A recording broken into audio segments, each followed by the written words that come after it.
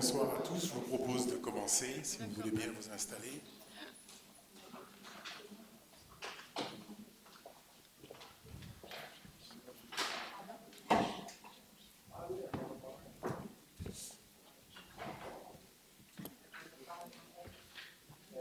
Alors, nous allons commencer par l'appel. Donc, Alphonse Boy est présent, Vanessa Annie, Alain Boucris, Anne Ferreira, Jean-Luc Després, Pauline Bonner-Bisquer, Arnaud Dessin, Céline Monassa, Roland Tibi, Jean-Pierre Vanavert,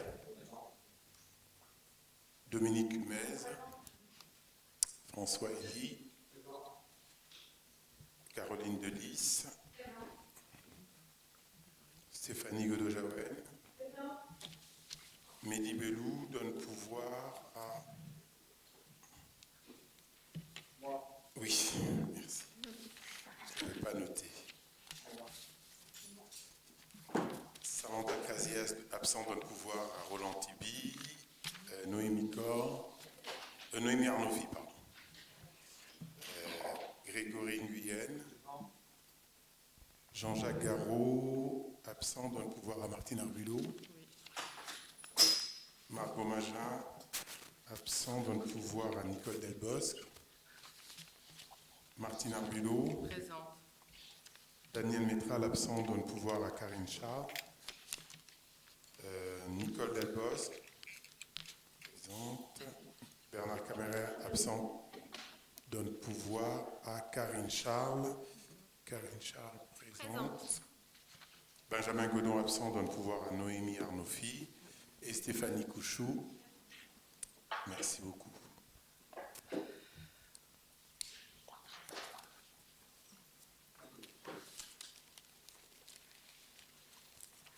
Alors, avant de commencer l'ordre du jour, je voudrais présenter au conseil municipal Madame Myriam Laguioni, qui est la secrétaire générale. Si tu veux bien te lever, Myriam, parce que tout le monde ne te connaît pas.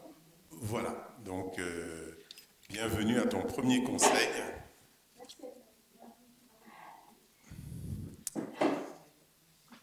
Alors, l'ordre du jour, donc la désignation du secrétaire, ce sera François Elie. L'adoption de l'ordre du jour, il convient à tout le monde? Oui, ça va? Parfait, merci. Le procès-verbal de la séance du 8 avril. Y a-t-il des remarques sur le compte-rendu? Ça va. Le compte-rendu est adopté à l'unanimité, merci.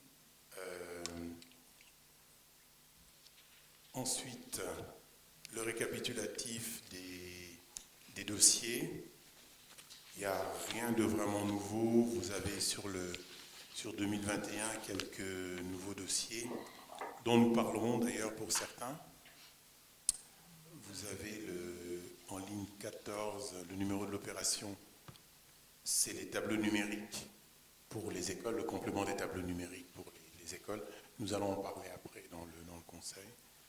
Et puis une notification sur la passerelle et des travaux d'investissement sur le centre de loisirs, etc. Enfin, des demandes de... Est-ce que vous pouvez nous apporter des détails sur les travaux d'investissement relatifs là, au centre de loisirs, accueil périscolaire et puis MJ, s'il vous plaît? C'était ma question. De quelle nature sont-ils? Est-ce que vous pouvez nous en dire un peu plus? En fait, c'est pas des choses nouvelles, c'est juste les dotations qui sont provisionnelles. Nous les avions déjà vues, c'est ce dont nous avions déjà parlé. Alors, est-ce que vous pouvez me les remettre en tête? Alors, commençons par la fin. On va commencer par le purificateur d'air. Nous avons la volonté dans le cadre du Covid, de mettre des purificateurs dans tous les réfectoires de la commune, donc dans les écoles et ici même. Donc nous avons une subvention espérée de 50% pour la commune. Ensuite, à la maison des jeunes, je crois que c'est des travaux de remise en forme, de repeinture, etc. Donc des travaux d'embellissement pour la MJ. Exactement. Pareil pour les deux autres, en fait. Je pourrais vous donner des détails, si vous voulez, je vous l'envoie. Oui, je veux bien. Ça allait être ma question également. Oui, on vous les envoie directement. D'accord, parce que, excusez-moi, mais Madame Annie, toujours pas de commission travaux. Des travaux d'investissement qui sont marqués à l'ordre du jour et on ne voit toujours pas de commission travaux. C'est de l'entretien, ouais. C'est pour cela.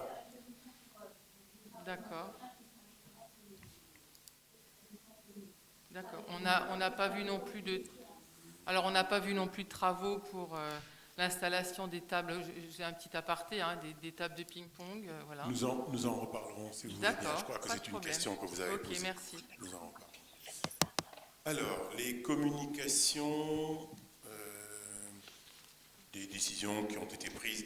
Alors, le conseil, comme vous allez le remarquer, est relativement un conseil statutaire, c'est-à-dire il y a beaucoup de choses que nous devons voter, qui sont obligatoires, qui sont rendues obligatoires parce qu'il faut le faire, il faut passer les conventions, etc. Donc il n'y a quasiment que ça à l'ordre du jour de ce conseil. Donc les décisions vont dans ce sens. Y a-t-il des questions sur ces... Alors moi j'avais juste une remarque, c'est de voir que dans la fiche information, il n'y avait pas d'information. Bon, ça j'ai été étonnée, mais peut-être qu'il n'y a pas d'information à nous communiquer. Sur laquelle fiche ? Sur, en préambule, le point 00, information. Il n'y a pas d'information à communiquer au CM, mais peut-être n'y a-t-il pas de communication ? Non, il n'y a pas de communication particulière. Et ensuite, sur les décisions, moi j'avais plusieurs questions, si vous me permettez. J'avais notamment la convention de partenariat avec le conseil départemental pour le déploiement de stationnement vélo. Est-ce que ça s'inscrit dans le projet Alvéole ? Oui. Ok, très bien. Et ensuite, au niveau des contrats de prestation, je vois plusieurs contrats de prestation pour la manifestation Marolles en fête, dont certains, notamment le contrat de prestation de la société France Gonflable. Sauf erreur de ma part, je n'ai pas vu de gonflable. Oui, en fait, je crois que nous avons signé le contrat avant d'avoir la décision qu'il n'était pas possible de faire une aire gonflable sur... voilà, c'est pour ça. Est-ce que des avoirs ont été versés pour ces contrats de prestation ? Non, c'est juste la convention. D'accord, ok. La convention, c'est une chose. Après, il y a le contrat, il y a la définition de ce que nous voulons faire, etc. D'accord.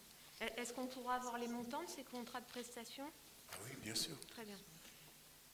Et j'avais une dernière question par rapport à Marolles en fête. Est-ce que l'année dernière, il y avait eu des sommes de versées dans l'objectif de faire un Marolles en fête ou pas ?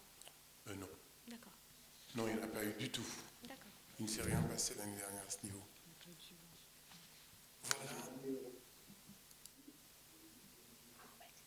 Voilà. Alors nous passons aux affaires générales. Donc, comme vous le savez, il y a tout un sujet concernant la prison qui a été décidé d'être de Noiseau, enfin le projet de prison à Noiseau. Nous nous sommes rendus à la manifestation qu'il y a eu et l'opposition a été également présente, en l'occurrence Marolles-Montvillage. Pas Marolles-Montvillage, excusez-moi, Vivre-Marolles.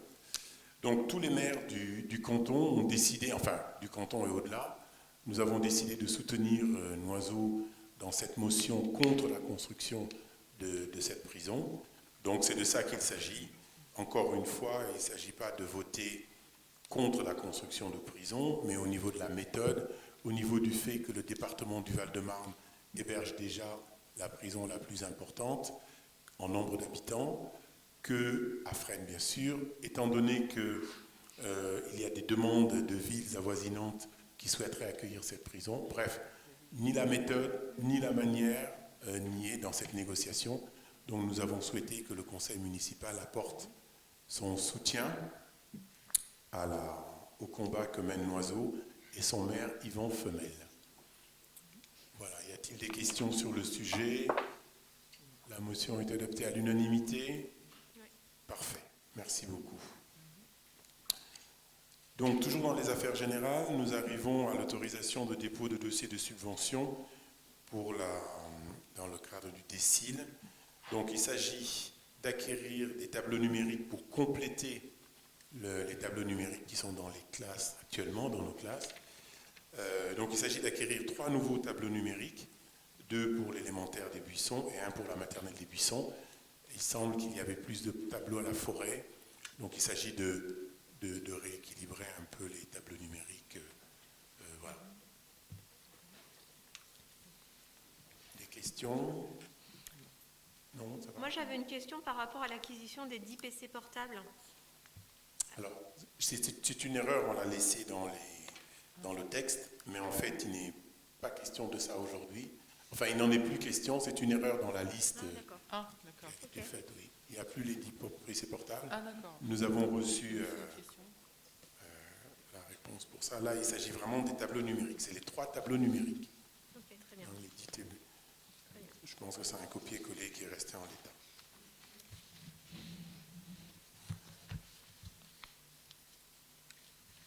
Qui vote contre cette délibération? Qui s'abstient?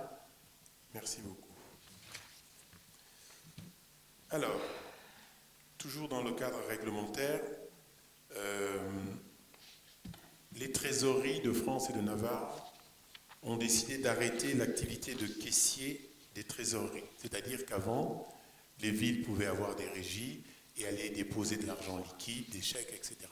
Les trésoreries ont décidé d'arrêter cela. Par conséquent, nous sommes obligés, en tant que municipalité, de nous adapter, c'est-à-dire de réduire d'abord le nombre de régies. Avant, nous avions une régie au niveau de la ville de Marolles et une régie au niveau du CCAS. Donc désormais, il ne peut y avoir qu'une seule régie, ce sera au niveau de la ville. Et puis après, nous ferons une compensation en fin d'année avec le CCAS. Voilà de quoi il s'agit. Je crois que le texte est assez clair.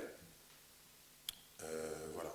Donc il s'agit simplement de décider que le montant des dépenses de CCAS réglées par les régies d'avance, etc., et du fait de sa fermeture, seront prises en charge dans un premier temps par le budget de la ville, avec une régularisation budgétaire et comptable en fin d'exercice par un titre émis par la ville et par un mandat émis par le CCAS, selon que ce soit dans un sens ou dans l'autre. Pour une fois qu'on essaie de simplifier les choses, on ne va pas se plaindre. Y aurait-il des questions sur le sujet? Ça va? Tout le monde est d'accord pour la... Parfait. Merci beaucoup. Alors, l'approbation au sujet de la convention avec l'association La Rue. Donc, je ne sais pas si tout le monde connaît cette association culturelle qui est située entre Mondres et Villecresnes. Donc, il n'a échappé à personne que les artistes et les théâtres sont dans une situation difficile après toute cette année sans activité. Et cette association était relativement menacée. Donc, nous avons souhaité, quand je dis nous, c'est les 5 villes du plateau briard, nous avons souhaité apporter notre soutien à cette association, et ce, avec le soutien également du GPSA.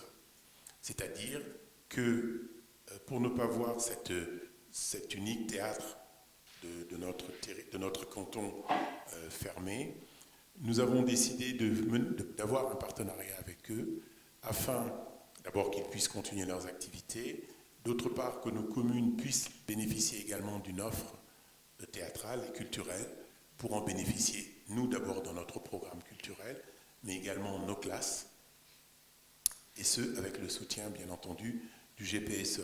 Concrètement, nous avons prévu pour la fin de l'année, vous avez vu le programme culturel, nous avons prévu de financer cette association à hauteur d'1 euro par habitant pour chaque ville, donc un peu moins de 5 000 euros pour nous. Et le GPSA donnerait à chaque euro donné par une ville 1 euro de plus. Donc le GPSA donne une totalité. Donc ça nous a semblé une belle opportunité, plutôt que de perdre cet endroit qui est quand même très sympathique, qui accueille des spectacles de théâtre, de cinéma, des artistes assez intéressants, de pouvoir travailler avec eux. Et également, et je fais partie de ceux qui ont insisté pour cela, autant pour les Mondrians et les Villecrénois, ce théâtre est de proximité, autant pour Marolles et Santeny, ce théâtre est très éloigné. Par conséquent, j'ai demandé à ce que des activités de ce théâtre puissent être délocalisées et se faire à Marolles et à Santeny en fonction de nos capacités d'accueil. Donc cela sera précisé dans le règlement intérieur, ce n'est pas l'objet d'une convention. Enfin, pour en finir avec le projet, cette association sera pilotée par un comité qui sera composé d'1 ou 2 élus par ville pour que ce projet soit vraiment un projet de partenariat. Voilà le projet le sens de la convention que vous avez pu lire. Dernière chose, le budget de notre subvention, le montant de la subvention figure dans le budget que nous avons voté. Alors, à mon avis, il y a un souci. Parce que là, vous nous dites que ça coûte 1 euro par Marolais, et sur ce poste, si j'ai bien calculé, il ne reste que 3 650 euros. Donc, coût du différentiel de 1 294 euros. Pourquoi 3 000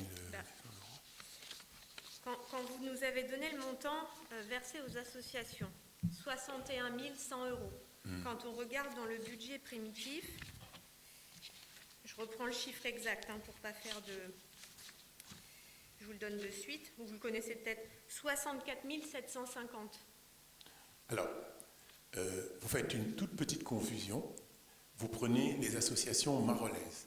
Or, lorsqu'on finance une association... C'est ce qui est indiqué dans le règlement. J'ai juste repris ce qui est indiqué dans le règlement, mais vous allez Oui, m'expliquer. Au niveau du poste comptable, Oui. on ne peut pas mettre la subvention d'une association qui n'est pas marolaise sur la même ligne qu'une association marolaise. D'accord. Donc ce n'est pas le solde, mais il y a un autre poste où on subventionne les tiers, où ce montant figure à part entière. Alors, il est où ce poste? On peut Alors, je savoir. n'ai pas les documents sous les yeux, mais je peux... Vous pourrez me le donner. Mais C'est oui, intéressant il de savoir, n'y a justement. aucun souci, il n'y a aucun bien. souci.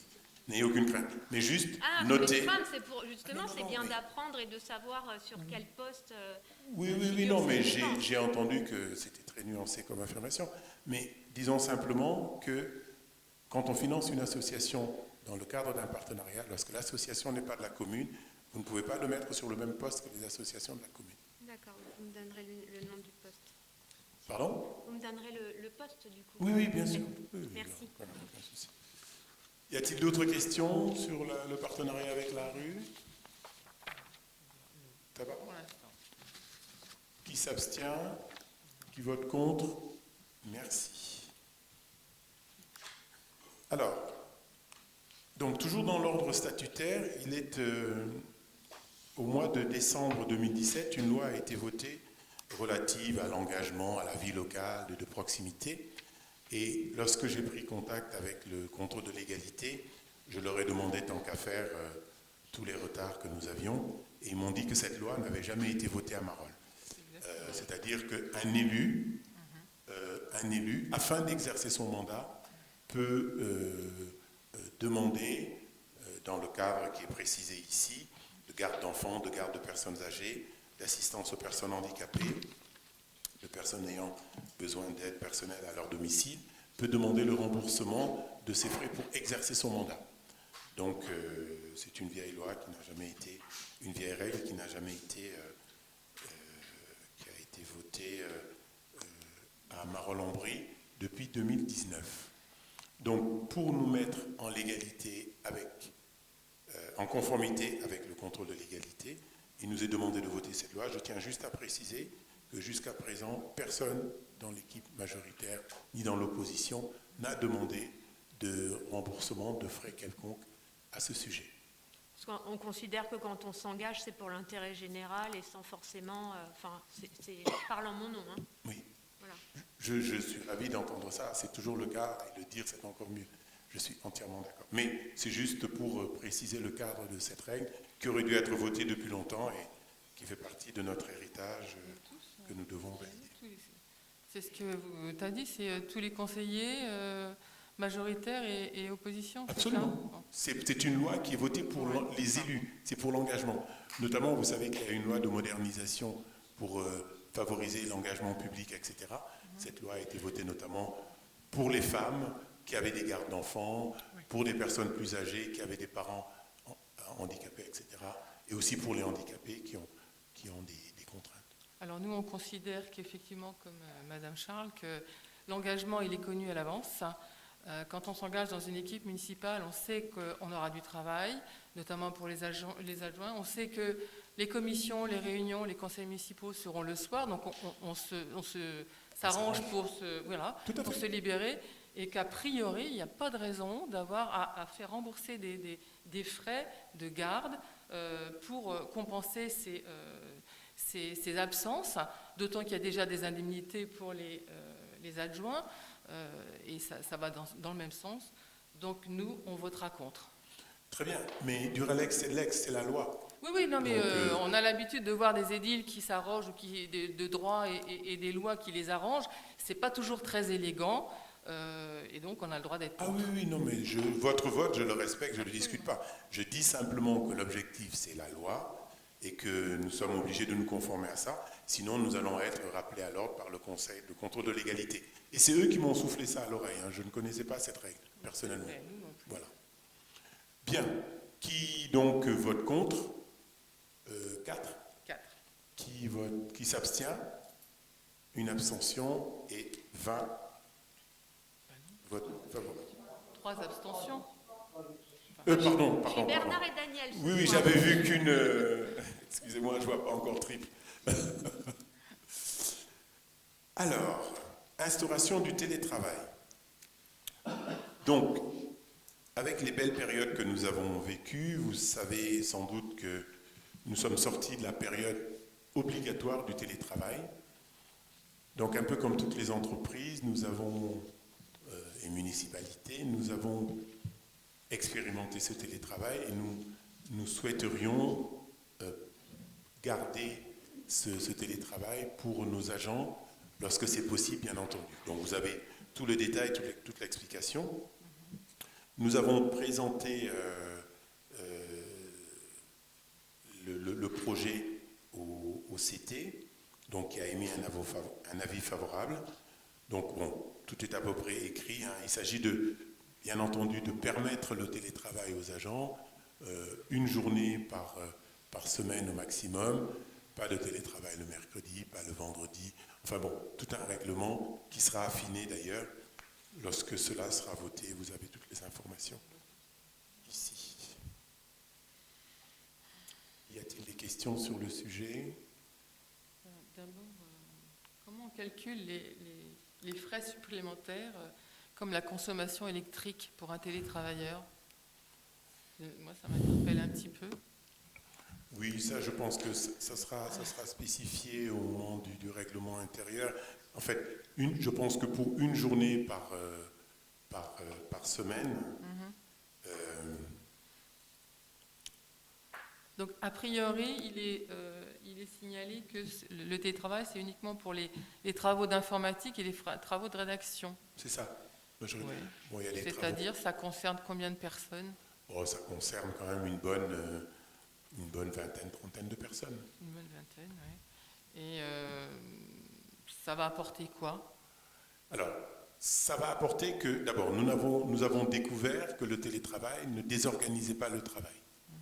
D'accord? Donc, pour le confort des agents, aussi pour la rentabilité, parce qu'on se rend compte que lorsque la personne travaille à domicile, elle économise des temps de trajet, elle est plus disponible, nous l'avons vérifié. Donc nous avons souhaité permettre à ceux qui le souhaitent, bien entendu rien n'est imposé, et en veillant à ce que ça ne désorganise pas l'organisation de la mairie et surtout le service public, que l'on puisse poursuivre ce travail. C'est une volonté qui sera expérimentée et qui sera, ajustée chaque fois que cela sera nécessaire. Il y a beaucoup de demandes actuellement parmi le personnel pour travailler en télétravail. Disons d'abord que là, il n'y a pas de demande parce que c'était une obligation jusqu'à récemment. Donc oui, les concertations que nous avons eues au CT, les membres du CT nous ont dit que les salariés étaient partants. Voilà, donc on aimerait bien continuer. Enfin, vous écoutez les médias comme nous, comme moi, et je pense qu'il y a une volonté d'essayer de poursuivre un système qui n'est pas que négatif et qui a même des aspects très très très positifs pour ceux qui le souhaitent et ceux qui le veulent. On sait quand même que le personnel municipal n'habite pas très loin de la commune quand même en général, quand ils n'habitent pas dans la commune. Ça dépend. Et puis on ne parle pas le matin pour venir au travail, on ne parle pas en temps de trajet, on ne parle pas en distance, pardon, on parle en temps de trajet. Donc ceux qui habitent Raveil, ceux qui habitent Brunois, je peux vous dire que parfois il y a quand même quelques petits soucis. C'est pas loin.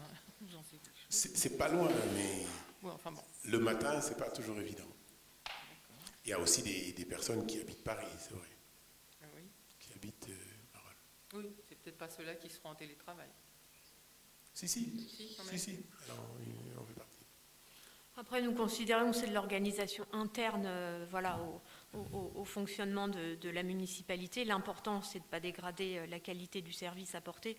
Donc pour nous, on va s'abstenir parce que c'est vraiment de l'organisation au sein même interne, en fait. Tout à fait, vous avez entièrement raison. D'ailleurs, nous avons prouvé durant la période récente, pendant laquelle le télétravail était une obligation, qu'il n'y a pas eu de dégradation au niveau du service public municipal. Nous aussi, nous allons nous abstenir. Très bien. Donc, cette abstention... Donc 3. Oui, j'ai compté 7. J'ai additionné cette fois, comme ça. Voilà. Et puis, vote pour. Merci beaucoup. Ressources humaines. Alors, là, vous avez le tableau du personnel. Il y a 2 choses ici à vous signaler. D'abord, en termes d'ajout, il n'y a pas grand monde, si ce n'est les 6 personnes que nous allons embaucher pour l'été. Vous savez que la ville a l'habitude d'embaucher des jeunes Marolais durant l'été. Donc, 3 au mois de juillet et 3 au mois d'août. Donc ce sont ces 6 personnes. Il y a un apprenti au service de la petite enfance, donc c'est un apprenti dans les effectifs. Et puis pour le reste, c'est des avancements de grade. Alors, là également, nous avons appris que les avancements de grade n'ont jamais été appliqués, ou presque, dans cette commune. Donc, alors que par l'ancienneté, par les concours également, il faut normalement tous les ans vérifier les avancements de grade. Donc, si vous regardez les totaux qui sont donnés dans les 2 feuilles, nous sommes toujours à 78,60. Il y a au niveau des postes, vous avez 18 personnes en plus, c'est-à-dire qu'au mois de juin, avant le CM, nous étions 11 dans la colonne postes vacants, puisque les personnes seront embauchées qu'en juillet-août, les postes sont encore vacants, nous créons les postes. Alors qu'après le CM, si nous votons bien entendu ce point, nous serons 29. Donc les 18 personnes, c'est les 6 saisonniers, plus les 12 personnes dont vous avez la liste pour des avancements de grade qui seront effectifs en septembre. Donc si je comprends bien, vous laissez les postes ouverts jusqu'au vote du CM. Exactement. Jusqu'à l'embauche des personnes. Okay. C'est-à-dire que les 6 jeunes ont été contactés cette semaine, on leur a confirmé leur embauche, donc l'embauche aura lieu en juillet pour 3 d'entre eux, et en août. Donc les postes, nous devons ouvrir les postes pour pouvoir les et ensuite, ils seront fermés. Ensuite, ils seront fermés. D'accord, c'est pour ça, c'est la différence entre... C'est la différence, c'est les 18, etc. C'était ma question, d'accord. Voilà. Moi, j'avais une question par rapport au poste là, relatif à la filière police municipale. Oui. Je vois que les postes, 3 postes de gardien brigadier vacants et 1 brigadier chef principal.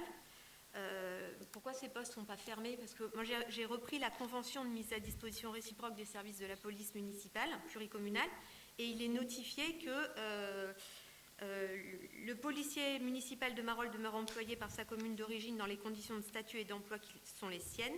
Les recrutements des 2 policiers municipaux initialement à la charge et sous la responsabilité de la ville de Marolles seront réalisés par la police pluricommunale sur son budget annexe. Je ne comprends pas pourquoi ces postes ne sont pas fermés. Alors, justement, c'est parce que vous n'êtes pas sans savoir qu'aujourd'hui, la police pluricommunale est expérimentale. Donc, quand elle sera définitive, vous les laissez ouverts jusqu'à la décision, j'ose pas dire finale, jusqu'à la décision définitive. Parce que je l'aurais enlevé, vous m'aurez dit, mais la police n'est pas encore définitive, c'est expérimental, et vous fermez les postes. Je pose la question pour que vous m'apportiez la réponse. Là, d'accord, mais dans un sens, on aurait eu la même question, donc nous avons choisi de laisser le poste ouvert. Et vous ferez un retour d'expérience à quel horizon sur cette police?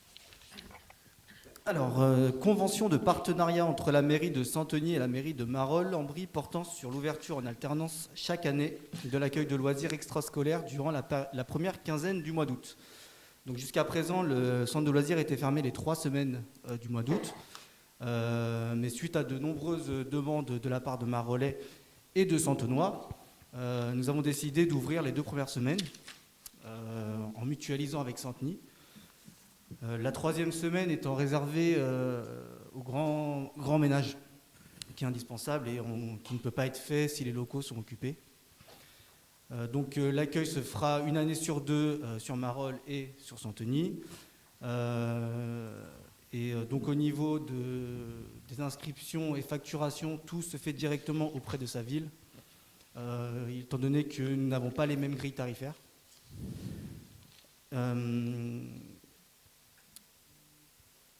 La commune donc, qui ouvrira son centre de loisirs en sera le gestionnaire. Donc elle sera responsable au niveau juridique et financier. Alors, tout ce qui est repas est directement géré par les communes. Chaque commune commande ses repas. Cette année, ce serait Marolles. Donc Marolles en sera le gestionnaire, mais commandera uniquement les repas pour nos enfants marolais. Merci. Y a-t-il des questions sur cette convention? Moi, j'ai juste une alerte. C'est entre le nombre de participants, enfin le nombre d'inscriptions et le nombre de participants. Vu que le paiement se fera à terme échu, et ce qui sera intéressant, c'est de savoir si tous les enfants inscrits ont bien été présents au centre de loisirs. Oui, il y aura un suivi. Il y aura un suivi. Mais déjà, peut-être pour éclairer tout le monde, enfin, j'ai été le premier surpris, la demande a été forte. Parce qu'actuellement, sur la première semaine, nous avons 47 demandes. Ah oui, donc, parce qu'on n'en était pas là pendant la commission, vous n'aviez presque pas d'inscription. Alors, en fait, ça s'est fait très vite. Entre le moment où on en a parlé et le moment où les gens se sont réveillés. C'est ça. Le jour du conseil, on aurait les réponses. Exactement. C'est pour cela que je vous donne cette information. Mais je vous ai envoyé par mail. Oui, je vous remercie parce que vous avez été très réactif et très précis dans ce que vous nous avez envoyé, donc je tenais à vous remercier. Merci. Donc, il y a actuellement 47 demandes, dont 27 de Santeny et 30 de Marolles. Voilà. C'était... peut-être qu'il y a eu d'autres... 57. 27 et 30, 57. Oui, c'est ça, 30 et 27, oui, c'est 57, excusez-moi. Ouais. 57. Et,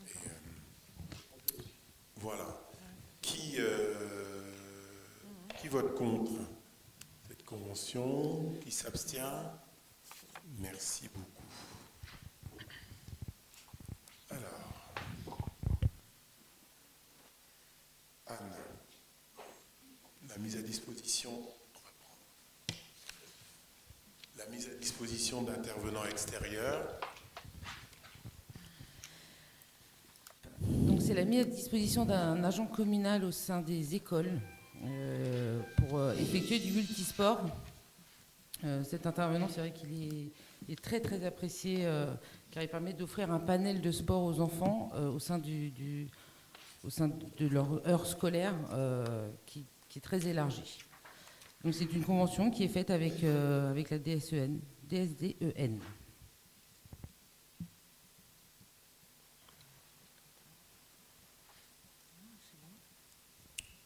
Voilà. Avez-vous des questions sur ce point, sur cette convention?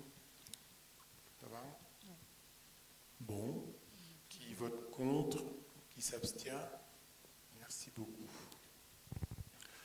Nous passons aux conventions sur... la vie associative, en fait, là nous avons 2 conventions. Il y a une autre convention. Une autre convention avec la DSDEN pour mettre à disposition un agent communal. Alors cette fois, c'est tout ce qui est l'échange. L'école change avec le numérique. Ah oui. Voilà, donc c'est un agent communal qui vient dans les écoles pour apprendre aux enfants à se servir des tablettes. Oui, c'est ça. D'un côté le sport, de l'autre côté les tablettes. Exactement. J'avais tout groupé. Okay. Nous gardons le même vote, l'unanimité. Merci. Donc, les associations sportives, donc là aussi, c'est vraiment du statutaire. Vous savez que la ville dispose de 2 minibus qui sont mis à disposition gracieusement aux associations qui en ont besoin. Pour cela, nous avons besoin de signer une convention pour la mise à disposition des bus avec quelques associations qui en font la demande. Voilà pour cette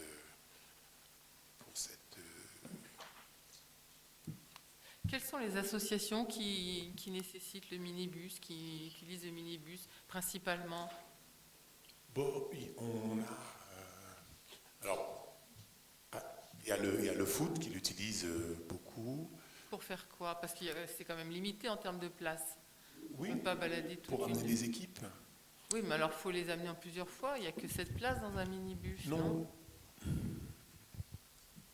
Effectivement, mais souvent, en fait, on demande aux parents, en fait, enfin, il y a peu de parents qui peuvent aider des fois, donc Ah, le d'accord, minibus, c'est un complément, quoi. Comment c'est un complément, effectivement. D'accord. Enfin, l'idée, c'est de remplir le minibus, et puis après, on demande aux parents s'ils Ok. peuvent aider quand c'est pas suffisant, quoi. Oui, d'accord. Et ça, c'est valable pour tous les autres sports, Mhm. mais beaucoup le foot, effectivement.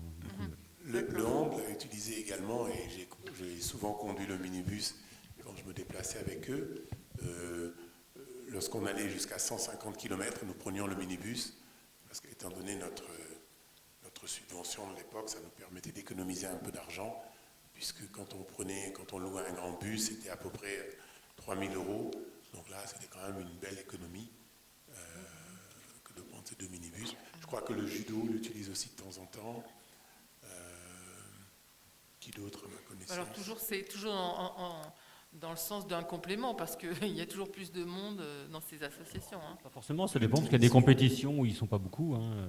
Ouais. C'est pas alors forcément, c'est l'équipe de foot, je vous l'accorde. Ouais. C'est Le compliqué. tennis, par exemple.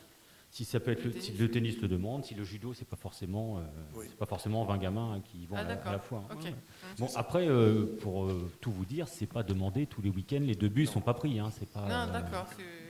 Ça tourne pas en boucle, hein, clairement. hein. D'accord. Je voulais savoir justement si effectivement il y avait beaucoup de demandes ou si c'était très ponctuel. Oui, D'accord. c'est souvent très ponctuel. C'est Ok. jamais. Non, c'est pas grave. Oh non, je ne les demande pas. Ouais. Voilà. Alors, qui vote contre? Qui s'abstient? Merci beaucoup.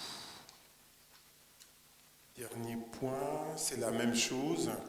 C'est la convention pour la mise à disposition des bâtiments de la commune aux associations. Donc voilà. Alors, dans quel cadre serez-vous amené à facturer? Vous parlez à un moment d'un coût horaire de 15 €. donc C'était moi, je ma voulais question savoir. aussi. Et puis sur quoi avez-vous basé votre prix? Enfin, ce tarif horaire en fait. C'est un coût standard, c'est une ancienne délib que nous avons repris, nous n'avons rien changé. Les associations ayant cette habitude, mais je vous rassure, jusqu'à présent, aucune association n'a eu à payer quoi que ce soit. Mais en plus, mais dans quelles circonstances? Parce que c'est quand même... Ça me dit rien. Moi, j'ai jamais vu ce... Oui, parce que ça n'a jamais été appliqué. C'est pas que ça n'a jamais été appliqué, c'est que je l'ai jamais lu. Je l'ai pas vu dans les conventions, moi. C'est la première fois que je vois ça. C'est pour les... Oui, c'est ça, on me dit que c'est pour les hors communes qui D'accord. utiliseraient les salles. D'accord, là je veux bien. Voilà. Merci. Je vous en prie. Hors Voilà. commune, les associations hors commune. Les associations hors communes. C'est pas des particuliers. Non, c'est pas les C'est autre particuliers. chose, les particuliers. Non, les particuliers, c'est autre chose. C'est autre chose, c'est une autre convention. On est d'accord. Donc c'est bien écrit, hein, le maire se réserve la possibilité de facturer... Oui, mais justement, ce réserve, ça recouvre tellement de choses qu'on voulait avoir un peu plus de précision. Oui, vous avez raison. D'accord. Ce ne sera certainement pas en fonction de mon humeur, assurément. Non, mais c'est bien de savoir si on nous pose la question. Absolument.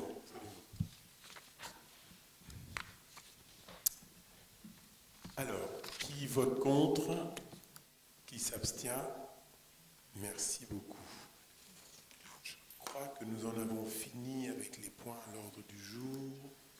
Il nous reste des questions diverses qui sont aussi longues que l'ordre du jour. Et ça va aller vite. Ça va aller vite.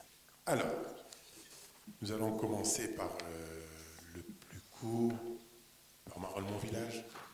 Si vous voulez. Problème. Vous avez été tiré au sort. Très bien.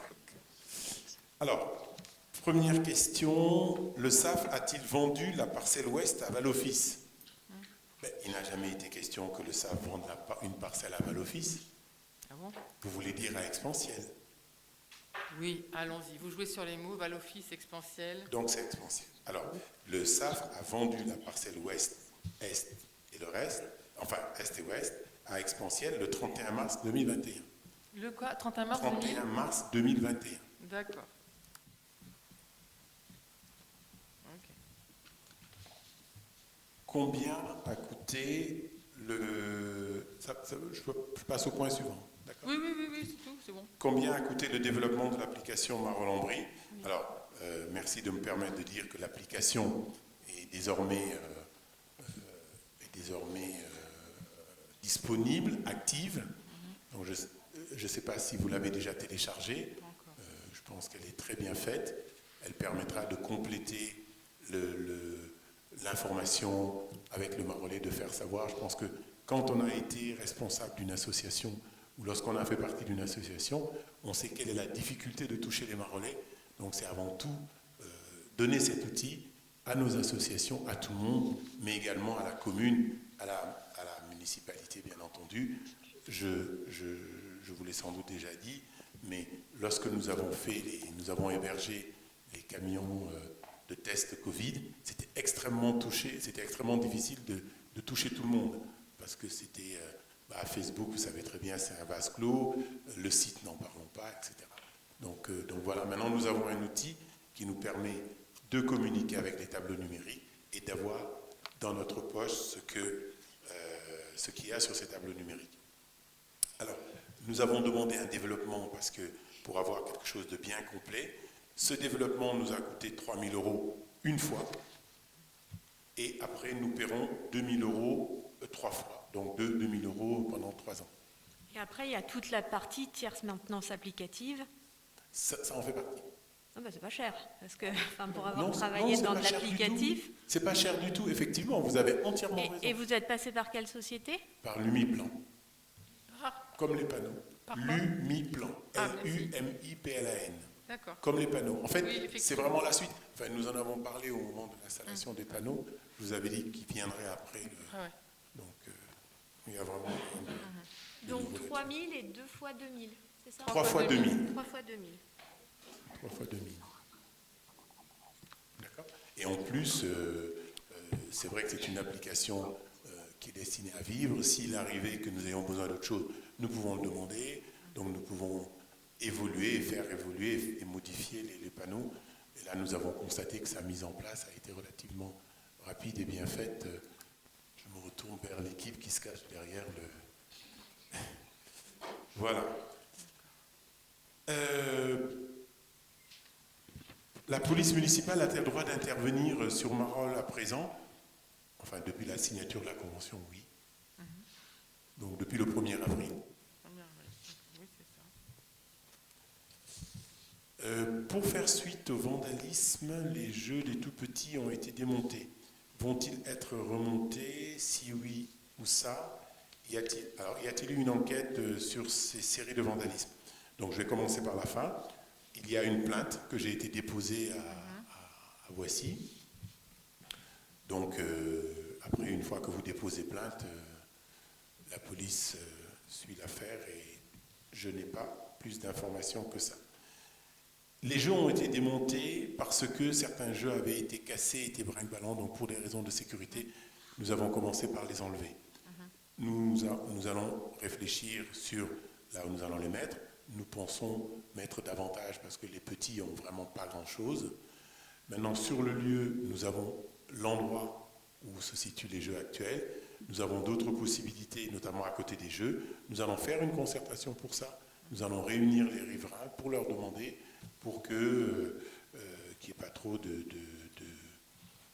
nuisances, enfin que tout le monde, qu'il y ait une adhésion, on va dire, maximale à cette nouvelle implantation. En tout cas, notre volonté, c'est de donner aux enfants, aux tout petits, un parc un peu plus important. Et nous avons entendu également les mamans qui nous disaient, quand on a un enfant tout petit et un enfant assez grand, y compris quelques assistantes maternelles qui nous ont dit ça, on doit courir entre l'un et l'autre. Oui, moi, j'ai pas assez joué, je vais te mettre ton frère, ta sœur, etc. Donc, idéalement, il serait bon de les regrouper sur le même endroit. Mais si les riverains qui ont un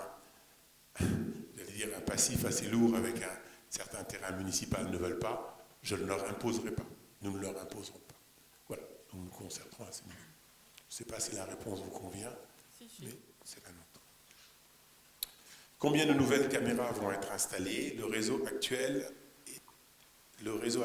est-il cette fois-ci en état de service? Alors, nous avions prévu d'installer 10 caméras, mais actuellement, nous avons de sérieux problèmes parce que certaines caméras fonctionnent, tombent en panne parfois, sont réparées, etc. Mais le problème que nous avons aujourd'hui, c'est surtout de les déporter sur Santeny. Donc, il y a eu au CSU de Santeny, donc il y a un certain nombre d'études qui ont été faites, des propositions qui nous ont été faites, des bornes relais qui nous ont été proposées. Enfin, c'est assez compliqué. Nous tenons le bon bout, mais tout ça prend du temps. Et l'objectif, bien entendu, c'est de tout regrouper sur un même endroit et d'avoir une personne qui regarde tout ça. Donc, il y a quelques caméras, malheureusement, parce que rien qu'à Marolles, toutes les caméras ne fonctionnent pas de la même façon. Donc, et on a quelques soucis pour l'instant. On en connaît, elles ne fonctionnent pas parce que ce n'est pas les mêmes modèles. Oui. Voilà, donc elles ont été choisies comme ça. Oui. Voilà. Elles ne sont pas toutes optimum, on va dire. Exactement. Des caméras reliées par des ponts radio. C'est ça. Ouais. Et lorsque la végétation commence à être très haute, Ouais. lorsque la végétation commence à être très haute, les ondes radio sont coupées. Donc, en fonction des endroits, certaines antennes sont aussi très fatiguées au niveau de leur ancienneté. Donc, dans sa globalité, le réseau, on va dire, tourne, mais avec des fois des défaillances électriques relativement majeures. Donc, ça impose un contrôle systématique. Et l'intervention du fournisseur qu'on a actuel ne peut pas être régulière. Parce que malheureusement, il n'y avait pas de contrat de convention d'entretien.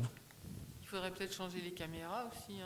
Alors, on est en train de repenser dans la globalité le système avec notre prestataire aujourd'hui qui est toujours DFM.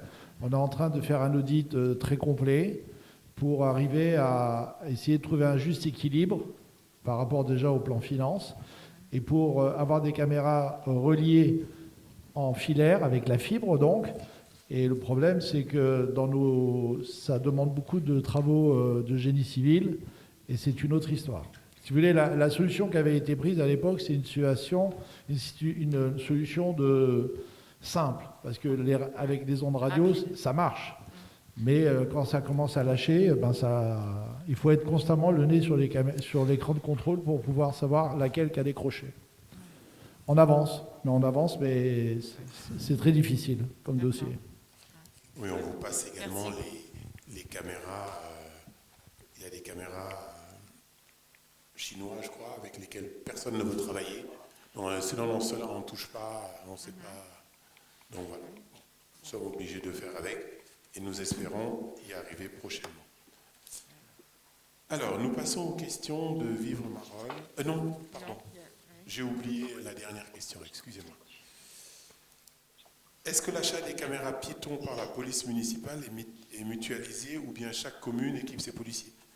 En fait, tous les achats sont mutualisés, comme c'était prévu dans le budget de la police plurico. Et même si il arrivait qu'une ville achète quelque chose pour la police, pour les policiers, comme ça peut être notre cas, puisque Aurélie dépend toujours est toujours dans nos effectifs, ce montant serait déduit de la mutualisation lorsque nous ferons les comptes.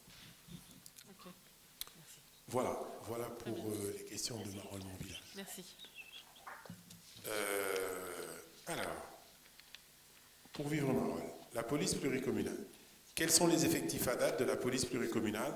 Alors, les effectifs n'ont pas bougé pour la bonne et simple raison que les recrutements que nous avons faits au mois d'avril, les personnes vont arriver à partir du mois de juillet et du mois de septembre. Donc, les effectifs sont absolument les mêmes. Je crois que nous avions déjà parlé de ça. Alors, ça veut dire qu'au mois de juillet, on aura combien d'agents? Je vais vous dire ça. Et au mois de septembre je vais vous dire ça. Merci. Donc, actuellement, il y a 3 policiers pour Santeny, 1 policier pour Marolles, donc ce qui fait 4, plus l'agent administratif qui est passé à un plein temps, comme c'était prévu. Donc le recrutement qui a été fait, qui est effectif, c'est de 3 agents. 2 seront là à partir de début juillet et un autre en septembre. Donc ça fera 7 agents plus l'administratif. Donc il nous manquera un agent et le recrutement est en cours. Nous cherchons à avoir une personne supplémentaire. Donc ça me permet de répondre aussi à votre... C'est pas si simple de recruter en fait. Hein. En fait, alors, c'est pas si simple, oui, parce que le marché est très tendu. Mais vous avez vu, nous avons recruté 3 policiers également, parce que, comme je vous l'ai dit la dernière fois, le projet est plus attractif. Il n'y a pas qu'une question de projet. Il y a aussi une question d'indemnité. Enfin, il faut se le Alors, dire, hein, c'est le nerf de la guerre quelque part. Vous avez raison, laissez-moi aller jusqu'au bout. Le projet est plus attractif, c'est le premier point. Deuxièmement, vu de l'extérieur, nos communes, les 4 communes concernées, sont considérées comme des communes tranquilles. Donc les gens se disent c'est plus sympa d'être à Marolles que d'être à Marolles-Centeny, Vitgraine-Mandres, plutôt qu'à Villeneuve-Saint-Georges, Villeneuve-le-Roi, etc. Donc ça aussi c'est un élément. Et effectivement, vous avez raison, l'indemnité, le salaire proposé est également important. Il se trouve que nous étions sur deux niveaux de rémunération très différents entre Marolles et Centeny. Et là, nous avons discuté récemment parce que le montant annuel, le coût annuel que proposait Centeny était vraiment très bas pour être attractif. Donc c'est ce qui a un peu retardé le recrutement. Après, ce qui fait la différence, ce sont les primes. Hein. Parce que, en fait, pour un même agent, le salaire, il est le même. Ce qui fait la différence, c'est les primes qui sont modulables, en fait, puisqu'il y a 2 primes modulables. Oui, mais au-delà des primes, par exemple, Centeny avait recruté 1 ou 2 personnes, je vous dis tout, à 35 000 € chargés. À 35 000 €, vous trouvez un jeune policier que vous formez, mais vous ne trouvez pas quelqu'un d'expérimenté. Voilà la réalité. D'accord ? Donc, pour d'autres raisons, nous avions embauché à Marolles des policiers à un prix très élevé, mais entre les deux, on a trouvé une solution qui est attractive. D'ailleurs, les 3 personnes qui ont été recrutées, sont au-delà de 35 000 €, mais en deçà des 45 000 € que proposait Marolles. Quel est le temps passé par cette police sur la commune de Marolles dans l'unité de mesure que j'avais définie? Aujourd'hui, la police pluricommunale a passé plus de 50% de son temps depuis le mois d'avril sur Marolles. Et concrètement, ça représente, je ne sais pas quelle est l'unité de mesure que vous utilisez. Est-ce que c'est le temps de travail.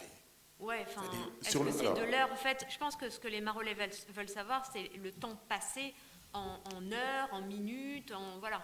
Je ne suis pas certain que les Marolais soient intéressés par la minute, la si, seconde. Justement, parce que ça permet de leur dire que la police est bien présente. Moi, j'ai des retours, on me dit on la voit jamais. Ou elle passe devant le collège, elle s'arrête même pas, enfin, elle fait un petit tour sur le parking du collège. Voilà les retours que j'ai de la part de Marolais.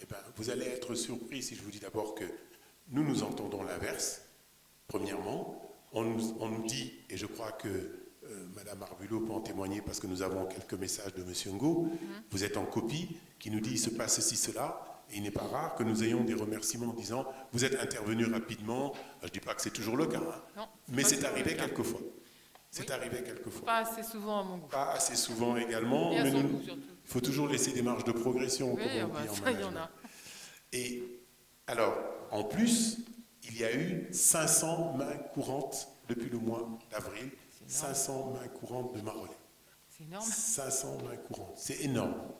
Alors, pour ceux qui ne sont jamais là, je pense que c'est pas mal. C'est pas mal du tout. Ça veut dire également que l'éloignement de la police n'est pas un frein aux mains courantes. Voilà. Je n'ai pas pu avoir le nombre de mains courantes qui étaient déposées avant.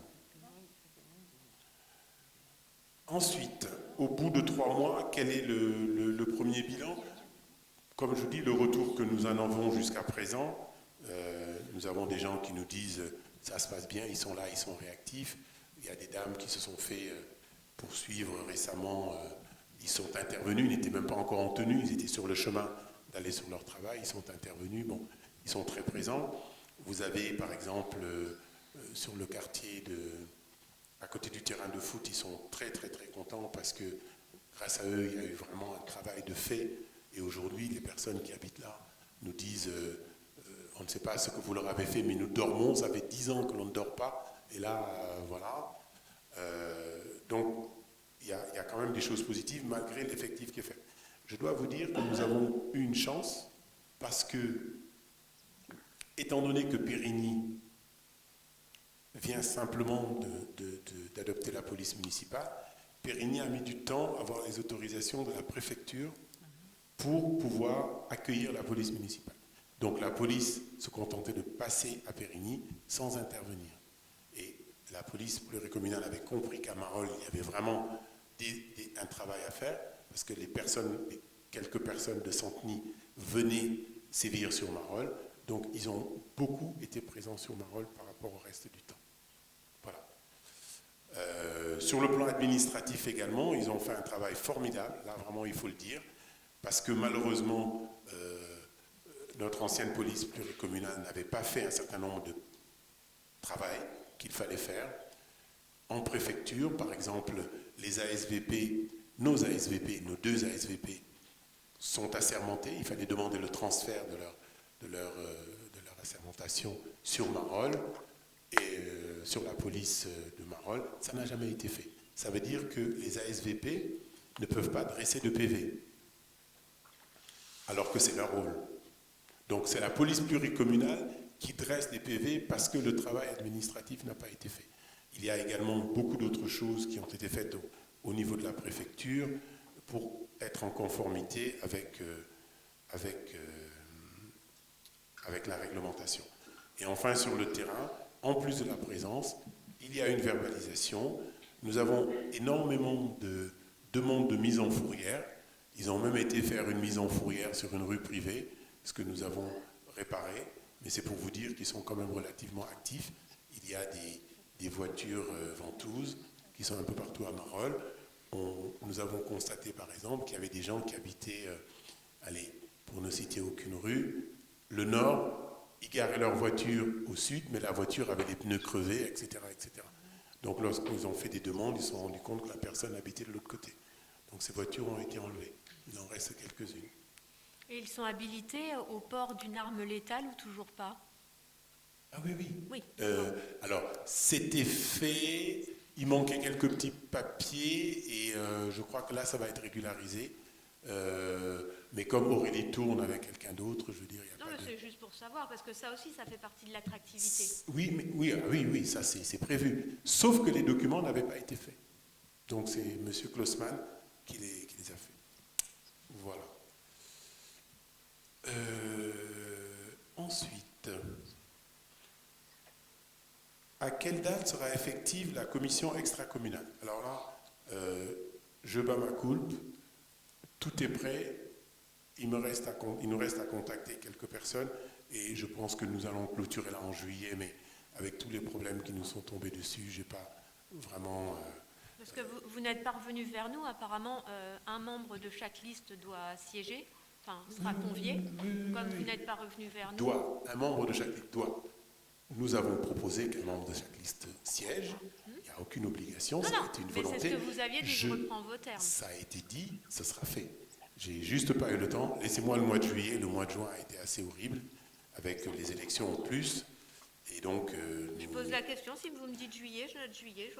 Ce sera pour la rentrée, ce sera effectif. Je travaille dessus pour juillet. Enfin, au mois d'août, on ira sans doute en vacances. On ne va pas se précipiter. Et ce sera fait pour le mois de juillet. Je ferai tout pour que l'on avance au mois de juillet, pour qu'à la rentrée, nous puissions commencer à travailler sur le sujet. Et puis les policiers arriveront. Je pense que ce sera beaucoup plus intéressant à ce moment-là. D'accord ? Parce que là, nous sommes toujours entre deux eaux. L'organisation n'est pas encore optimale, puisque les personnes ne sont pas encore arrivées. Alors, le projet Cœur de village. Avez-vous connaissance de la date de début des travaux? Les travaux ont commencé le 2 avril 2021. Non, pas possible. D'accord? Non. Ils ont commencé où? Ils ont commencé sur tous les îlots. Nous en parlerons après. Bien sûr. Alors, Oui, il y a des questions sur le sujet. Après, je crois... Nous reviendrons dessus. Il y a des questions dessus. Alors, rue Chasse-Lièvre. Je lis tout. Suite à notre demande d'information sur l'aménagement d'un espace rue Chasse-Lièvre, Madame Annie nous a indiqué que les architectes de bâtiments de France n'avaient pas autorisé l'implantation des tables de ping-pong et d'équipements de street workout au parc de la Marnière et que par conséquent ces équipements devaient être déplacés. Le street workout n'a pas été refusé, mais c'est un problème de couleur qui ne convient pas. Il est vert clair et non vert foncé comme exigé par l'ABF. On commence par ça, après je fais le tir groupé. À quelle date avez-vous eu connaissance de cette demande de la part de l'ABF? Y a-t-il un délai mentionné pour effectuer le retrait d'équipement? Si oui, lequel? Alors, je continue, comme ça on fera tout d'un coup. Nous avons demandé un rendez-vous pour consulter en mairie ces documents. La loi vous y oblige. Vous nous avez refusé l'accès au prétexte que vous avez un mois pour nous les communiquer. Nous souhaiterions avoir accès à ce document, ainsi que l'accord du plan d'aménagement et l'accord de la commune de Santeny, puisque cette parcelle dépend du PLU de Santeny. Voilà, on va s'arrêter là. Alors, d'abord, commençons par la fin. Nous n'avons pas refusé l'accès aux documents. Nous avons juste dit que, voilà, nous avons aussi des choses à faire et que, comme vous avez fait état de la loi, vous savez que quand une demande est faite, nous avons un mois pour répondre. Donc, nous avons dit que nous allons vous présenter les documents ici. Pour vous être agréable, nous vous avons amené les documents, comme ça vous n'aurez même pas à vous déplacer et tout le monde en aura connaissance. Donc, je vais me déplacer pour répondre à vos questions et vous donner un certain nombre d'informations. Parce que nous aimons bien être factuels. Alors,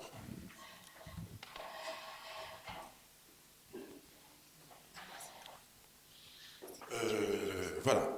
Donc ça, c'est la lettre que nous a envoyée les ABF. Nous, c'est la commune. Hein. Vous voyez, ça, c'est la distribution des courriers.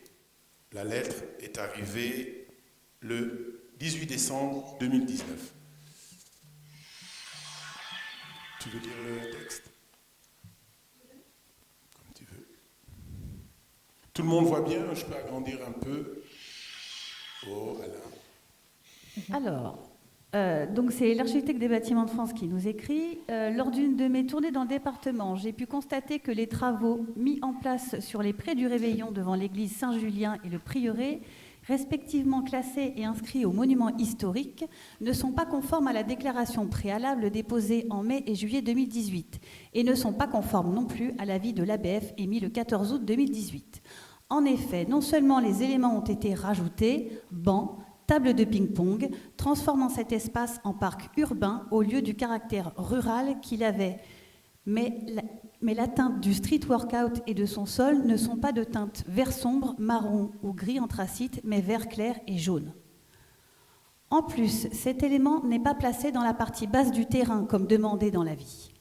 En outre, les terrains de pétanque semblent bien longs par rapport aux dessins qui avaient été fournis dans l'ADP.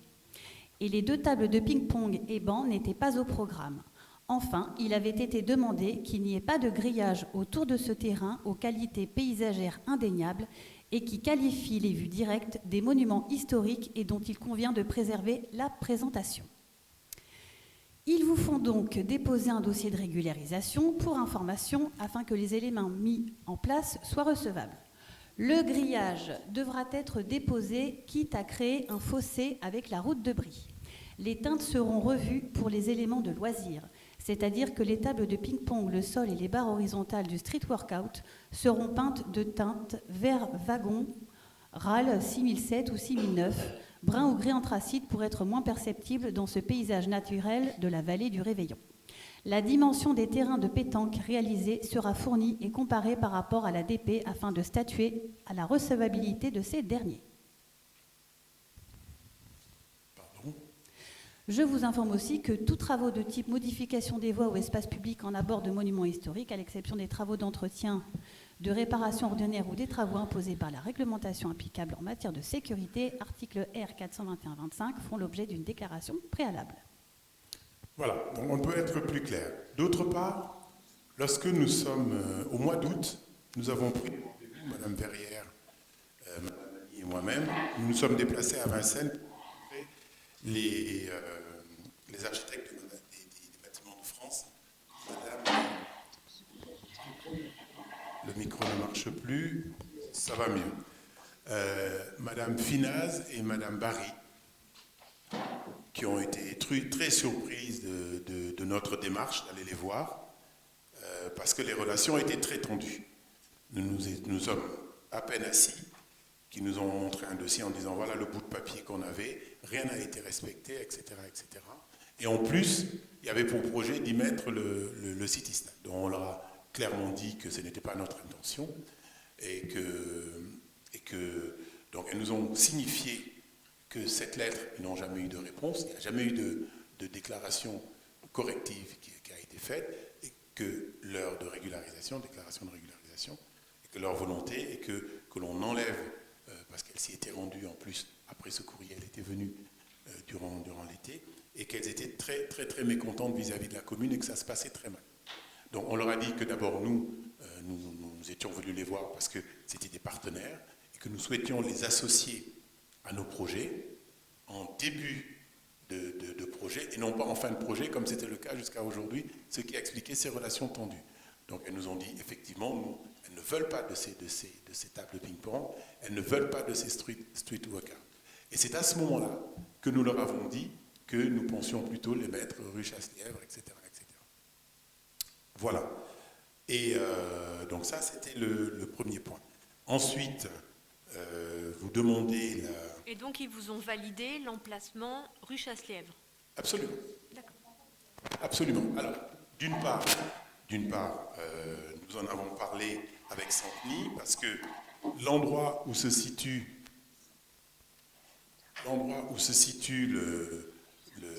les jeux, enfin les tables, etc., rue Chasse-Lièvre, cet endroit nous appartient. On vous a, encore une fois, pour ne pas que vous vous déplaciez, pour que tout soit simple pour vous, nous vous avons donné le relevé de propriété qui prouve que nous sommes bien à Marolles à cet endroit. D'accord ? C'est pas une invention, c'est le document officiel, hein, c'est ce qui figure au cadastre, etc. On vous le mettra à votre disposition. Ça, c'est le deuxième point. Le troisième point, enfin, c'est les autorisations, parce que nous ne pourrons pas vous donner de l'autorisation des ABF que vous demandez pour une raison simple. Alors ça, c'est Santeny, parce que lorsque nous avons fait la déclaration préalable, parce que l'urbanisme a fait la déclaration préalable, l'urbanisme l'a envoyé à Santeny, parce que, comme pour le stade de foot, nous sommes à Santeny, même si nous sommes propriétaires du terrain. Mais nous avons essayé d'éviter ce qui a été fait lors de la construction de la pelouse synthétique et du clubhouse. Apparemment, la précédente municipalité, toute experte qu'elle fut, ne savait pas qu'il fallait demander un permis de construire. Donc, dont vous faisiez partie, du reste. Non, je n'y étais plus. Ah. Désolé de vous décevoir. Ah non, donc, vous ne décevez pas, moi j'en faisais pas partie non plus. Hein. Ben, moi non plus. Au moment du terrain de foot, etc., je n'y étais plus. Donc, nous n'avons pas oublié de demander le permis de construire. Nous avons déposé la déclaration préalable à Santeny, qui l'a envoyée à qui de droit. Donc, nous avons reçu d'abord un récépissé et l'autorisation, d'accord, attestant de la conformité, etc., de la ville de Santeny. Donc, pour ceux qui disent ou qui pensent que nous avons fait des constructions sans autorisation et que la zone n'était pas constructive, je dois vous avouer mon admiration face à votre inventivité. Ensuite, doit-on vous présenter l'autorisation des ABF? Ben, les ABF vous ont répondu. Donc ça, c'est la ville de Santeny, etc., etc. Donc c'est l'arrêté qui a été pris par le maire de Santeny. Voilà, tout va bien. Et là, nous arrivons aux ABF. Voilà. Donc, il est dit par les ABF que cet immeuble n'est pas situé dans le champ de visibilité d'un monument historique. Par conséquent, l'accord des architectes de bâtiments de France n'est pas obligatoire. Encore une fois, l'ignorance n'a jamais aidé personne. Prenez la peine de vérifier les choses avant d'affirmer des choses ici ou là. On n'a pas affirmé. J'ai envoyé un mail à Madame Annie pour avoir ces précisions. Relisez votre tribune. Relisez votre tribune. Très bien. Vous vous en souvenez peut-être pas. Si, je m'en souviens très Bon, bien. Je n'ai donc, pas de perte de non, mais mémoire y a à pas mon de âge. problème. En revanche, ce que je vous dis, c'est que je demandais à Madame Annie d'avoir les explications, puisqu'on est aussi interrogé par des Marolais qui passent devant et qui se demandent ce qui se passe, puisqu'il n'y a pas de communication sur ce projet. Donc, bien sûr, en tant que conseillère, je me dois aussi de leur apporter les éléments. Donc, je sollicite Madame Annie pour avoir les éléments. Les éléments, je ne les ai pas eus.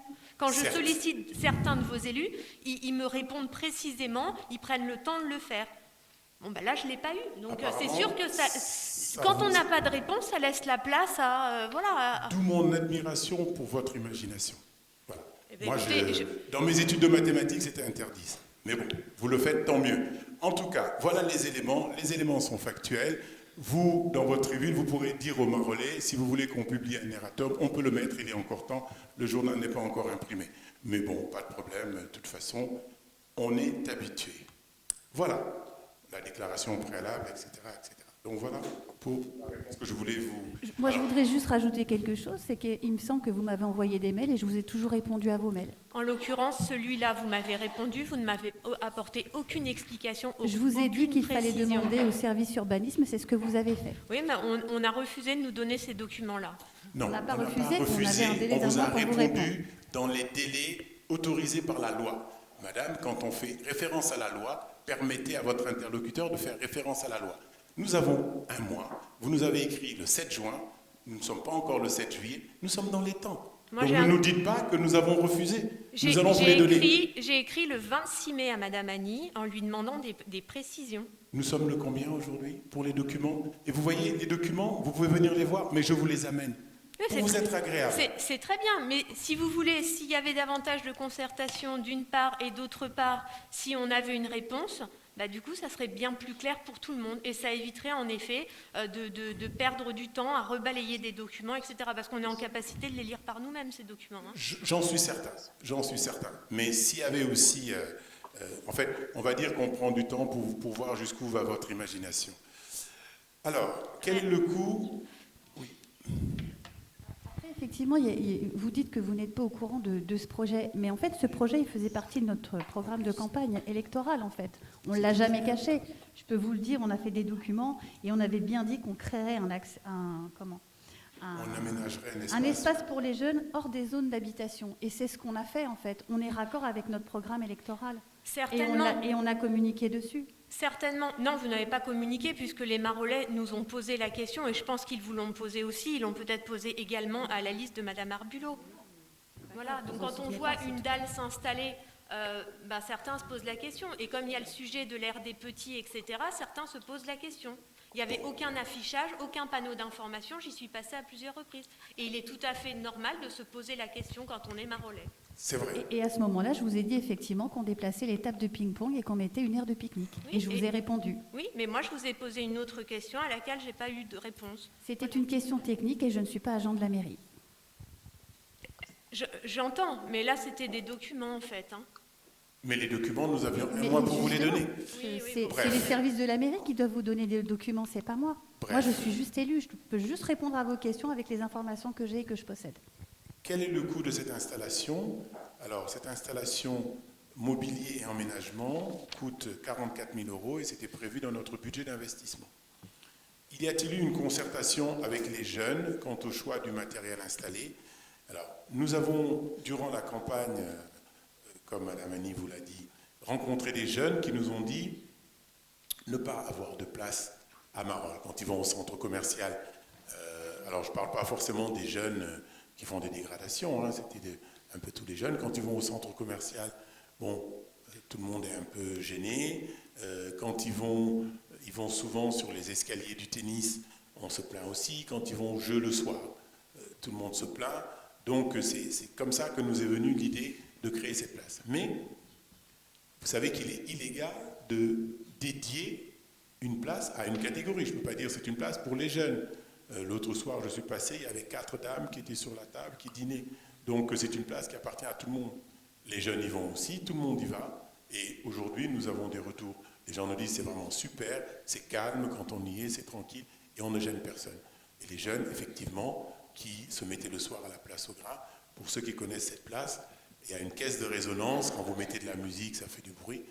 Apparemment, tout le monde est très content et les personnes dorment également, n'est-ce pas Anne ?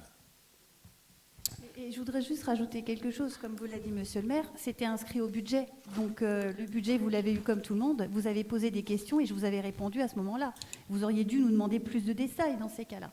Si ça a été mis dans le budget, c'est que c'était prévu. Donc vous ne pouvez pas me dire que vous n'étiez pas au courant du projet. Eh ben, non. La prime des agents sur le résultat. La prime qui avait été prévue dans le budget 2021 a-t-elle été distribuée? Moi, je n'ai jamais mis de prime au budget de 2021 pour les agents. Alors, vous regarderez page 57 du ROB, et il est bien notifié. Il s'agit d'une prime annuelle exceptionnelle affectée chapitre 12.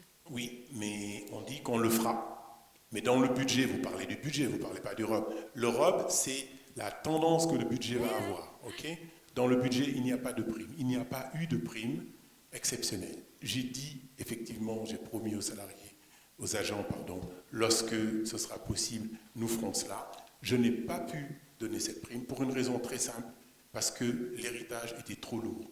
Régulariser les manquements, les salariés qui n'ont pas tous les mêmes primes, régulariser les directrices qui n'ont pas leurs primes, régulariser les avancements des salariés avec les agents, avec ce que ça nous coûte, régulariser les personnes qui n'ont jamais eu d'augmentation de salaire depuis Mathusalem.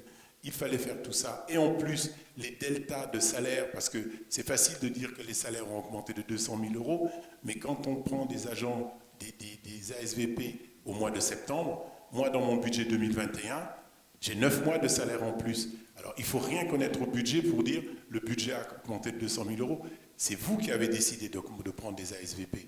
Ils n'ont fait que 4 mois. Mais moi, je les ai en 2021 pour 12 mois. Donc, j'ai 9 mois de delta. Et il en va ainsi pour des tas de choses, pour des tas d'agents. Les 2 agents qui sont partis. Pour Aurélie. Aurélie est arrivée au mois de septembre, 4 mois. J'ai son salaire pendant 9 mois en plus. J'ai également des changements de personnel. La DGS fait partie encore de l'effectif. Je suis obligé de la changer. Donc nous avons une nouvelle DGS qui est arrivée. J'ai un double salaire. Je n'ai pas encore le bénéfice des personnes qui sont parties. Et on ose comparer à N-1. Enfin, il faut tout ignorer de la gestion budgétaire pour faire ce genre de choses et oser l'écrire. Mais le pire n'est jamais certain, semble-t-il, avec certains groupes. Voilà pourquoi il n'y a pas de prime. Je l'ai expliqué aux agents. Ils ont eu du mal à le comprendre. Nous nous sommes expliqués. Et aujourd'hui, tout est clair. Donc, aux 2 autres questions, ce montant n'a pas été distribué et le montant n'a pas été attribué. Alors, pouvez-vous demander au comptable de mettre à notre disposition l'état de trésorerie? Oui, il faudra juste un jour que vous m'expliquiez ce que trésorerie veut dire, parce que pour le directeur financier que je suis, je ne sais pas ce que c'est la trésorerie. Mais vous n'êtes pas directeur financier en finances publiques? Si? Non, je ne crois pas. C'est la même chose, madame. Ah non, c'est pas la même chose. Ah, très bien. Ah ben non, les finances publiques, enfin moi si je vous parle des finances de la SNCF, c'est pas la même chose que les finances d'une mairie, vous savez comme moi. Eh bien, je pense quand même que la comptabilité publique va de plus en plus sur la comptabilité privée. D'abord, je pense que vous savez cela, premièrement. Deuxièmement, la compréhension des comptes est la même. Il y a quelques petits détails, mais je ne vais pas vous faire le cours ici, parce que, voilà, ok ? J'ai travaillé sur la compta publique. Je ne suis pas d'accord avec vous, mais on a le droit de ne pas être d'accord. Hein. Ah, mais vous avez entièrement le droit. Apparemment, ça apparaît souvent. Mais ce n'est pas un souci. Alors, des Marolènes CCAS. Des Marolènes nous ont interpellés sur la non-possibilité de joindre le CCAS le mercredi, que ce soit par téléphone ou pour une demande de rendez-vous. Donc, vous n'ignorez pas que nous étions en télétravail obligés et que le CCAS est constitué de 2 personnes, dont une personne qui travaille en 4/5e, qui n'est pas là le mercredi. Étant effectivement en télétravail obligatoire, il y avait des jours, pas que le mercredi d'ailleurs, où il n'y avait personne au CCAS. Mais à ce moment-là, le téléphone est basculé sur le standard de la mairie, les rendez-vous sont pris et les personnes sont rappelées. Il est arrivé, c'est vrai, une fois ou 2 où on a eu des problèmes de téléphone et on n'a pas pu joindre le CCAS. D'ailleurs, il y avait une tradition à la mairie le vendredi après-midi où le personnel ne répondait à personne. Et nous avons souhaité changer cela parce que le service public doit être permanent.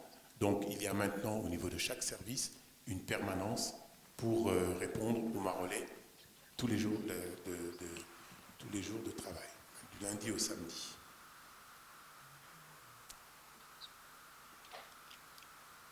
La gestion de la propreté des espaces verts. Les Marolais se plaignent de la dégradation dans l'entretien de la ville et des espaces verts. Quelle est la réponse à leur apporter? Alors, je crois que vous faites allusion à la tombe. Nous avons tous regretté, et ce n'était pas pour des raisons écologiques, les parties vertes, pelouses ou pas, qui n'ont pas été tendues. Je crois qu'il n'a échappé à personne ici que le mois de mai a été un mois très pluvieux. Et je me suis permis de regarder le taux de pluviométrie avant cette réunion.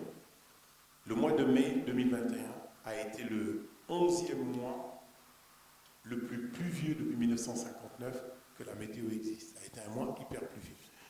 La tonte, elle dépend aussi de la météo. C'est-à-dire, il pleut, il fait soleil, comme aujourd'hui, hein, il a plu, soleil, etc. Ça pousse de partout, y compris dans nos jardins, où l'on tombe, on n'a jamais le temps de se mettre dehors, et il repleut, et on tombe, bref. Donc nous avons été contraints par cela. Derrière, il faut savoir que nous avons un contrat avec les sociétés de tonte que nous déclenchons pour aider nos 4 agents à tondre la ville. Parce que quand même, il y a de la surface. Et donc, comme le mois de mai a été pluvieux, toutes les sociétés demandaient en même temps la tonte aux sociétés. Conclusion, nous avons été mis on va dire en veille, et nous avons perdu une semaine. Au lieu de commencer la tonte en début juin, quand il a fait beau, nous avons dû commencer la 2e semaine. Voilà pourquoi la tonte a commencé à partir du 10, du 11, et là, tout a pu être tondu au fur et à mesure. Et là encore, tout n'est pas parfait. Pourquoi ? Tout n'est pas parfait parce que on commence d'abord par tondre, j'allais dire le gros œuvre, hein, on tond le gros, après on passe le rotofil, après on nettoie. Mais entre-temps, il a plu encore. Donc ça repousse. Donc il faut retondre, donc on ne passe pas le rotofil. Donc on nous dit oui, c'est ça le tour des arbres. Oui, c'est vrai. Mais la météo est un élément, un facteur qu'on ne mesure pas. Donc je pense que ce qu'il faut dire aux Marolais également, nous faisons de notre mieux, mais avec la météo, on n'a pas encore la main. Ça, c'est pour l'aspect espace vert et pour l'aspect propreté. Pour l'aspect propreté, je pense que nous, des gens nous ont dit au contraire que la ville était un peu plus propre. Il y a des problèmes avec les ramassages liés au CIVOM, etc., à la nouvelle méthode de ramassage des encombrants. Et c'est ce qui donne cet effet, en fait. Mais je pense qu'en termes de propreté, nous faisons le nécessaire pour aller plus vite. Il faut savoir également qu'il y a des coins dans Marolles dont l'entretien dépend du département, d'autres du territoire, etc. Et j'ai demandé, quand nous sommes arrivés à la mairie, je suis allé voir M. Jarousset, le directeur technique, et j'ai fait le tour de Marolles avec lui. Je lui ai dit ça, je ne veux plus voir ça, ça je veux que ce soit propre, etc., etc. Le problème, et je lui ai dit, sur ces rues-là, je ne vais pas attendre que le département nous envoie son planning. S'il faut, nous allons payer pour nettoyer, parce que nous avons droit à une ville propre, et nous souhaitons vraiment que cela se fasse ainsi. Et moi, je voudrais juste rajouter quelque chose aussi par rapport au service technique, c'est que le mois de juin, c'est le mois qui est le plus chargé, en fait, en tout ce qui concerne les événements, etc. Et en fait, on a voulu mettre l'accent, en fait, pour retrouver une pseudo-vie normale, et on a favorisé en fait tous les événements qui ont été demandés, que ce soit par les associations ou par la ville. Donc les services techniques, quand ils sont sollicités en fait pour ces manifestations, malheureusement ils ne sont pas sur le terrain. Et on trouvait que c'était plus intéressant de reprendre une vie normale plutôt que de tondre un petit peu de pelouse. Voilà. Autre point également, nous avons, sur une idée du CME, comme vous le savez, vous avez dû le voir, nous avons été ramasser des déchets dans la ville. Il n'y avait pas grand-chose, hein, il y avait un peu de choses, mais il n'y avait pas beaucoup de déchets vraiment. Et je le sais parce que c'est moi qui ai mis les sacs dans ma voiture pour les les amener en mairie, donc je connais le volume des déchets que nous avons ramassés. Pour en finir avec la tonte, il y a 4 tontes supplémentaires, je dis bien, qui sont prévues d'ici fin juillet. Voilà sur ce point. Ensuite, le City Stade. Alors, l'emplacement annoncé au conseil municipal au sein de l'espace du terrain de foot, à quelle date sera-t-il installé? Là encore, vous n'êtes pas sans ignorer que nous avons eu quelques soucis avec certains jeunes, pas tous, qui ont découpé le grillage du terrain de foot, qui se sont introduits dans le terrain de foot, qui ont dégradé le matériel, qui ont cassé les vestiaires alors que Mirza leur donnait des ballons. Et ils se sont comportés comme personne ne le souhaite. Et nous ne souhaitons plus leur installer de City Stade pour l'instant. Nous voulons d'abord régulariser les relations avec les jeunes, que les choses se calment pour le City Stade. En plus, au niveau du foot, il y a eu beaucoup de plaintes de parents disant que quand ces jeunes étaient là, leur langage était vraiment très chartier, très insultant, et qu'il y a des enfants en bas âge. Donc il n'est plus question aujourd'hui d'installer le City Stade dans le stade. Nous verrons le moment venu, mais pour l'instant, il n'y aura pas de City Stade.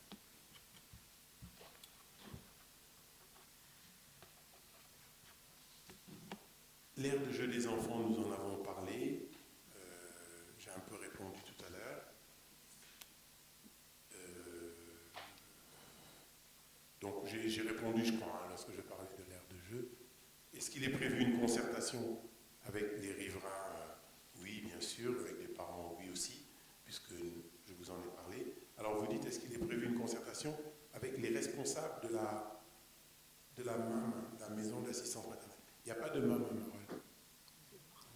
Mais nous parlons avec les assistants maternels. Mais il n'y a pas de MAM, je veux juste vous dire ça. Manifestation. Des événements festifs sont organisés au sein de la commune, Marolles en fête, fan zone. Avez-vous demandé des autorisations préfectorales et reçu des confirmations? D'après vous? Oui. Non mais ça c'est une question de Marolais. Hein. Oui. Voilà, vous pouvez leur dire... Je leur dirais oui. Oui. Oui, vous pouvez leur dire oui.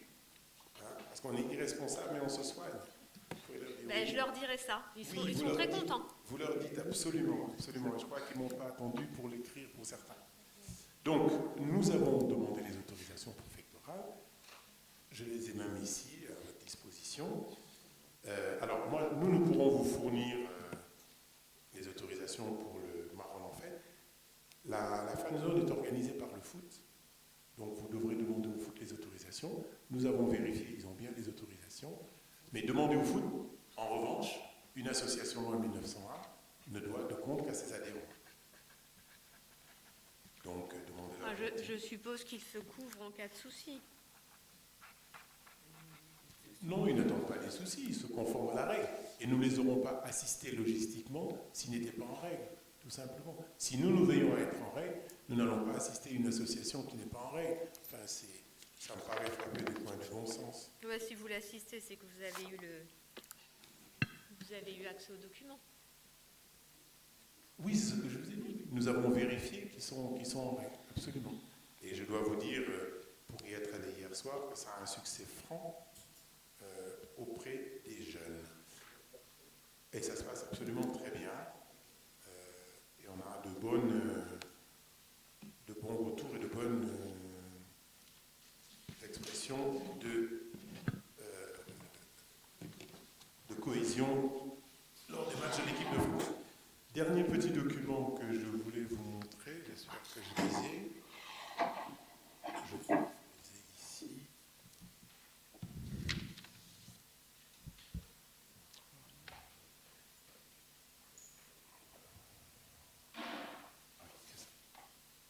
Alors,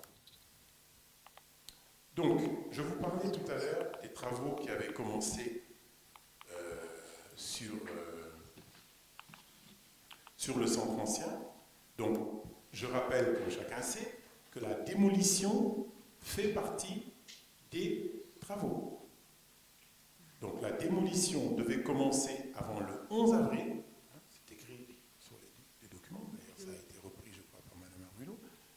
Les démolitions ont commencé le 2 et Expansiel a fait venir un procès-verbal de constat, un huissier qui a dressé un procès-verbal de constat, excusez-moi. Donc ça a été fait le 9 avril, à 9h, etc. Donc tout est rappelé, voilà, ils ont été mandatés par le directeur, et que nous avons les photos, c'est écrit là, les photos de destruction, de gravats, ainsi que des déchets. C'est à quel endroit, je vois pas. Pardon? C'est à quel endroit enfin... Alors ça, il y en a pour chaque îlot. Celui-là, c'est pour l'îlot Est, mais j'en ai 3. Je vais vous montrer l'îlot Est et l'îlot Sud. D'accord? Donc, les gravats sont là. Voilà. Les destructions.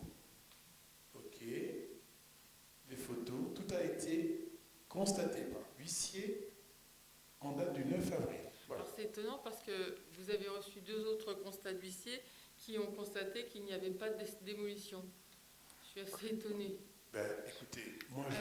vous savez, dans cette affaire-là, vous savez très bien, Madame Arbulo, nous ne sommes plus propriétaires de ces terrains, donc je ne suis plus chez moi. Ce que je sais simplement, c'est que de mon bureau, je vois les choses se faire. Effectivement, de la rue, vous ne pouvez pas voir grand-chose. Alors je ne sais pas vos huissiers, ceux qu'ils ont vus, mais s'ils ne sont pas allés à l'intérieur du terrain, s'ils ne sont pas rentrés, s'ils n'ont pas eu parce que les terrains ont été sécurisés maintenant, s'ils n'ont pas eu l'autorisation, je ne sais pas ce qu'ils vont voir. En tout cas, le 9, voilà les photos qui ont été prises, les destructions ont été faites, et la conclusion est ça.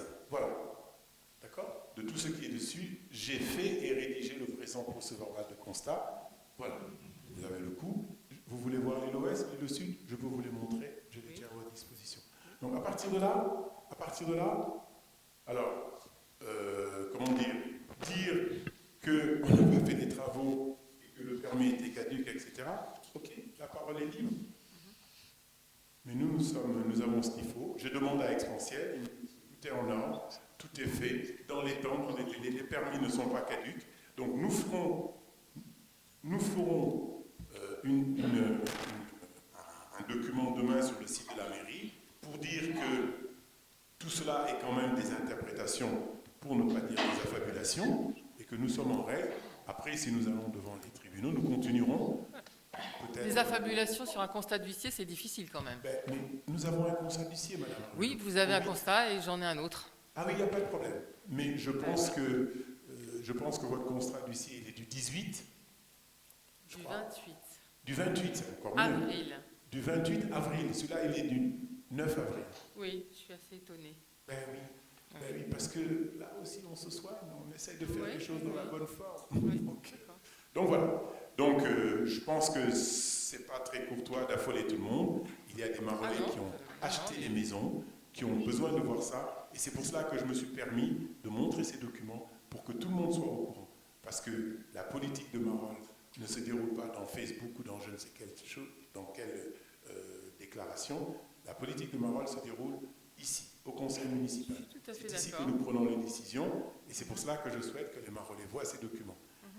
On constate aujourd'hui, alors je ne sais pas comment, que des lettres qui sont envoyées à la mairie sont publiées sur Facebook, je ne sais comment. Alors je ne sais pas non plus. Et j'ai vu que vous ne savez pas non plus. Voilà. Nous tirons la chose au clair. Demandons à cette personne de nous expliquer d'où vient cette lettre. Voilà. Je ne connais même pas cette personne. Moi non plus. Nous non plus. Donc je pense que ce n'est pas une ambiance tout à fait sereine, alors que nous aurions pu espérer autre chose. Voilà pour les questions. S'il n'y en a pas d'autres, nous allons lever la séance. Merci beaucoup. Bonne soirée. C'était le dernier conseil avant l'été. Donc nous vous souhaitons à tous de bonnes vacances. Prenez soin de vous, parce que même si on enlève les masques, le virus indien est dans les parages. Et des pays comme Israël, qui ont vacciné tout le monde, commencent à avoir des cas de rechute. Donc prenez soin de vous. Merci beaucoup. Bonne soirée.